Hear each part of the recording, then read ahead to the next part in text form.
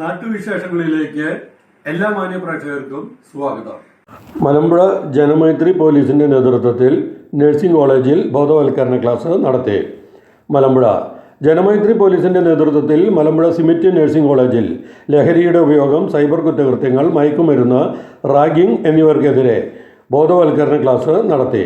Malampuzha station SHO Anoop class നയിച്ചു. Janamaithri police beat officer Ramesh, nursing college principal doctor Seena എന്നിവർ സംസാരിച്ചു. 250-ൽ പരം കുട്ടികൾ ക്ലാസ്സിൽ പങ്കെടുത്തതായി Janamaithri police beat officer Ramesh അറിയിച്ചു.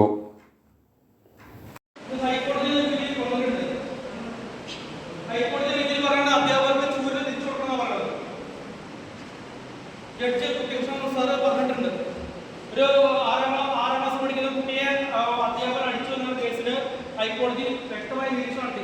ഇത്തരം പെറ്റി കേസുകളായിട്ട് ഹൈക്കോടതിക്ക് വരുന്നതാണ് നിരീക്ഷണം നടത്തിയത്. അധ്യാപകരെ ശിക്ഷിക്കും എന്നാണ് അദ്ദേഹം പറയുന്നത്. ബാലാവകാശ നിയമം മറ്റും കൂടി ഉണ്ടെങ്കിൽ കൂടി അധ്യാപകരെ ശിക്ഷിക്കുക. അധ്യാപകരെ ഞങ്ങളൊക്കെ പഠിക്കുന്ന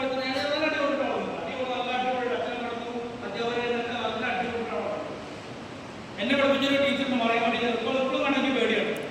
പക്ഷെ അത് ബഹുമാനത്തോടുള്ള പേടിയാണ്, റെസ്പെക്ടോടുള്ള പേടിയാണ്, ദേഷ്യത്തോടുള്ള പേടിയല്ല. അപ്പൊ ഭയം, ആ ഒരു ബഹുമാനവും നമുക്കുണ്ട്. അപ്പൊ അവരുടെ റെസ്പെക്ട് ഉണ്ട്.